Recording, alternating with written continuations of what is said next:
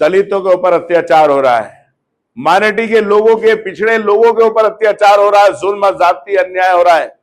मैं पूछना चाहता हूं, बताओ साथियों, यही उत्तर प्रदेश के अंदर है, आप बताओ कितने डीएम उत्तर प्रदेश के अंदर दलित समाज के हैं, कितने एसपी दलित समाज के हैं। जब समाजवादी पार्टी की सरकार होती थी तो यही भारतीय जनता पार्टी के लोग सवाल करते थे कि कितने पिछड़े और दलित लोग डीएम, एसपी और एसडीएम और तहसीलदार और थानेदारों के रूप में उत्तर इसके अंदर हैं। अपने जिले के अंदर उठाकर देख लो, जो अच्छे थाने हैं वहां पर कौन लोग बैठे हैं, और जिलों के अंदर उठाकर देख लो।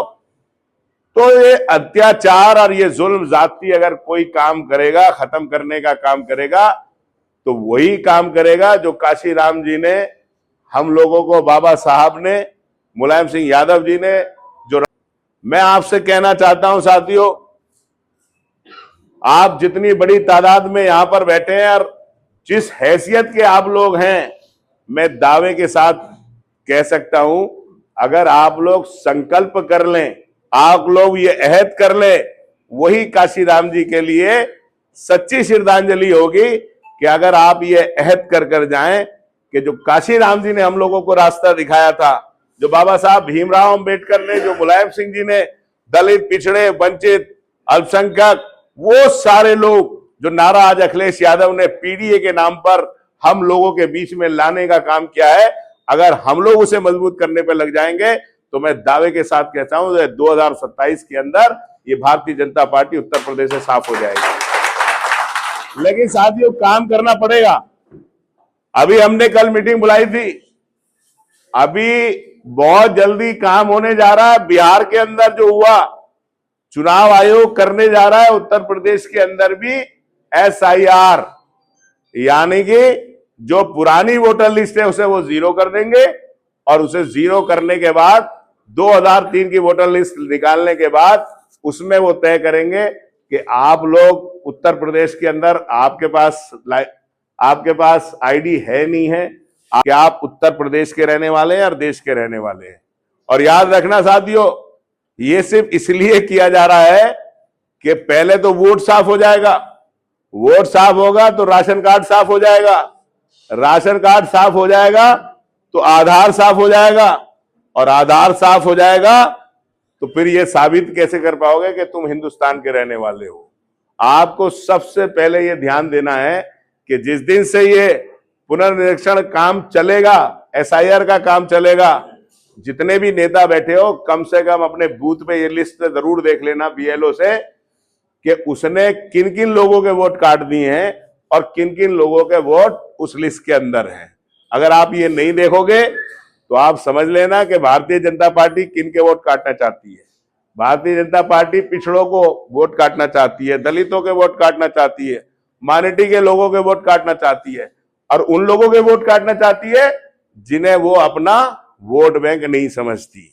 और ये भी और बता रहा हूं, आप देख लेना, बीजेपी के लोगों ने क्या काम कर रखा, एक पन्ना प्रमुख बना रखा है। वो पन्ना प्रमुख जो है, वो पन्ना प्रमुख सिर्फ ये काम देखता है। लोग सोचते हैं कि क्या काम करता है। अगर एक बीजेपी के नेता के परिवार के 100 वोट उस गांव के अंदर हैं, आप उस लिस्ट को उठाकर देख लेना, अगर 2 बूथ उस गांव के अंदर हैं तो वही 100 वोट दूसरे बूथ के ऊपर भी होंगे। यानी कि पहले 100 इधर डाल देगा, फिर 100 इधर डाल देगा। ये काम आपको बहुत गहनता से करना है। और एक बात साथियों मैं आपसे कहना चाह रहा हूं, चुनाव जब भी लड़ेगा, क्या कोई खागी लड़े, क्या कोई गुर्जर लड़े, कोई सैनी लड़े, प्रजापत लड़े, कश्यप लड़े, धीमर लड़े, जाटव लड़े, मुसलमान लड़े, वोट होगा तभी चुनाव लड़ोगे, तभी चुनाव जीतोगे। नहीं होगा वोट तो लड़ने का कोई फायदा नहीं होगा, जो बीजेपी का मकसद है वो पूरा हो जाएगा। इसलिए ये सबका दायित्व है। कई लोग सोचते हैं मैं कोई चुनाव लड़ रहा हूं जो मैं मेहनत करूं। चुनाव लड़ाओगे तो किसी को जिताने के लिए मेहनत तो करोगे। मैं अच्छी तरह से सब लोग जानते हैं। आप सब लोग आज यहां से संकल्प लेके जाएं कि हम लोग बाबा साहब भीमराव अंबेडकर, मान्यवर काशीराम जी के बताए रास्ते पर चलेंगे। और जो उत्तर प्रदेश के अंदर जुल्म जाति अन्याय हो रहा है। और एक बात और कह रहा हूं साहब आप लोगों से, बीजेपी के बहुत नारे थे, 370 खत्म कर दी, CNRC लागू कर दी, राम मंदिर निर्माण हो गया। ये कोई समाजवादी पार्टी ने नारा नहीं दिया था कि आरक्षण को खत्म करो। ये कोई किसी किताब के अंदर, समाजवादी किताब के अंदर नहीं लिखा। कौन लोग आरक्षण खत्म करना चाहते हैं इस देश के अंदर, कौन लोग आरक्षण के खिलाफ अभियान चला रहे हैं और कौन लोग बैकडोर से आरक्षण खत्म कर रहे हैं, ये मुझे बताने की जरूरत नहीं है। सब लोग अच्छी तरह से जानते हैं कि कौन लोग इस देश के अंदर आरक्षण का विरोध कर रहे हैं। और आरक्षण एक तरह से खत्म मान लो, कैसे खत्म मान लो मैं बता देता हूं आपको। अभी जितनी उत्तर प्रदेश के अंदर नौकरियां लगी हैं, वो हम आंकड़े मांगते हैं तो कहते हैं हमने उत्तर प्रदेश के अंदर, सारे उत्तर प्रदेश के अंदर रोजगार मेलों के तहत, इसके तहत, उसके तहत, इसके तहत हमने 1 करोड़ नौकरियां लगा दी। अब 1 करोड़ नौकरियों में आरक्षण के हिसाब से बाबा साहब का जो आरक्षण है, कितने लोगों को नौकरी मिलनी चाहिए थी? दलित भाइयों को, पिछड़े भाइयों को नौकरी मिलनी चाहिए थी, कम से कम 20-22 लाख लोगों को नौकरी मिलनी चाहिए थी। 20-22 लाख लोगों को बांट दो पूरे जिलों के अंदर, तो हमारे जिले के अंदर 75 जिले हैं, तो 50-60 हजार नौकरी तो आई जाती। गांव गांव बांट दो। अब आप ये सोच लो, आउटसोर्सिंग के नाम पर पद वही, काम वही, वेतन सरकार की मर्जी का और आरक्षण गायब। आउटसोर्सिंग में ठेका दे दिया, पता चला कि जिस कंपनी के पास ठेका है उनने पूरे उत्तर प्रदेश में कोई आरक्षण की प्रक्रिया का पालन न करके पूरे एक बिरादरी के लोगों को भर दिया। तो ये आरक्षण खत्म करने का एक तरीका है, पूरी तरह से आरक्षण खत्म कर दिया। उत्तर प्रदेश के अंदर सफाई कर्मचारियों की कम से कम 1.5-2 लाख लोगों की जरूरत है। बताओ कितनी भर्ती हो रही है, कितने विभागों के अंदर भर्ती हो रही है। अभी हमारे मास्टर लोग थे, बेचारे मांग कर रहे थे कि पेंशन दो, पेंशन दो, तो सरकार बोली पेंशन मत लो, टेट की तैयारी करो, टेट की तैयारी करो। जो बेचारा रिटायर होने वाला बुढ़ा आदमी है, 1 साल रह गया, तो वो किताबें पढ़ रहा टेट पास करने के लिए। आप बताओ, मैं सामाजिक विज्ञान पढ़ा रहा हूं, 20 साल से मैं सारी चीजें पढ़ाई भूल गया, और टेट के अंदर कोई सामाजिक विज्ञान के क्वेश्चन तो आएंगे नहीं। टेट के पेपर में तो सब जगह से मैं कैसे पास कर लूंगा भाई? कोई इकोनॉमिक्स पढ़ा रहा, कोई पॉलिटिकल साइंस पढ़ा रहा, कोई सामाजिक विज्ञान पढ़ा रहा, कोई कुछ पढ़ा रहा। तो ये सरकार की जो लगाम है, एक टीचर ले रहा 90,000 और शिक्षा मित्र ले रहा बेचारा 10,000। एक सफाई कर्मचारी जो परमानेंट कैंडिडेट अखिलेश यादव जी तय कर देंगे, कोई भी हो। हमें समाजवादी पार्टी और पीडीए का जो कैंडिडेट होगा उसे मजबूत करने का काम, उसे जिताने के लिए आज से बाबा साहब के और मान्यवर काशीराम जी के परिनिर्वाण दिवस पे संकल्प लेके जाना है कि हम लोग मेहनत करके जिताने का काम करेंगे। और ये मत सोचो कि हम तो मस्ती में, लेकिन ये सोचो न जाने कितने लोगों के साथ जुल्म जाती अन्याय हो रहा है, कितने लोग झूठे जेलों के अंदर पड़े हैं। कोई आदमी अपने मजहब की, धर्म की बात नहीं कर सकता, कोई आदमी अपने महापुरुष की मूर्ति नहीं लगा सकता। अभी मंत्री जी, वो क्या नाम है, विधायक जी, इनके गांव की मूर्ति शायद अभी थाने में रखी है, थाने से आ गई, लग गई, बाद में संघर्ष से शायद लग गई होगी।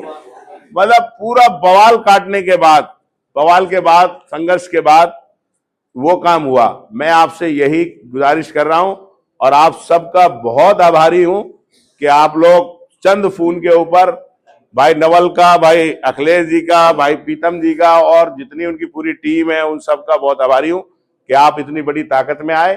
अपनी ताकत को समझो, अपनी ताकत को पहचानो, क्योंकि राजनीतिक परिवर्तन दौर होते हैं, दौर के बदलाव होते हैं, बदलाव।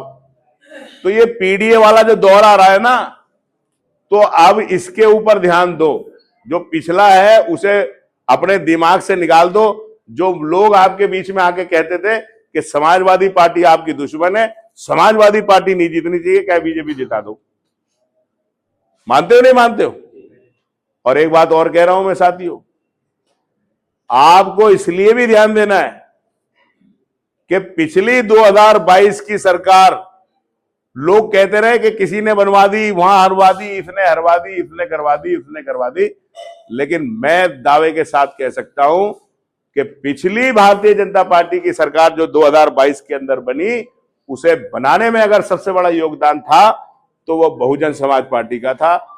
और वो इसलिए मैं बता रहा हूं बहुजन समाज पार्टी का इसलिए था कि 2012 में चुनाव हारी, बुरी तरह से हारी, 2014 में बुरी तरह से हारी, 2017 में बुरी तरह से हारी, 2019 में बुरी तरह से हारी, लेकिन कभी भी बहुजन समाज पार्टी का वोट बैंक 21%, 22% से कभी कम नहीं हुआ, कभी कम नहीं हुआ।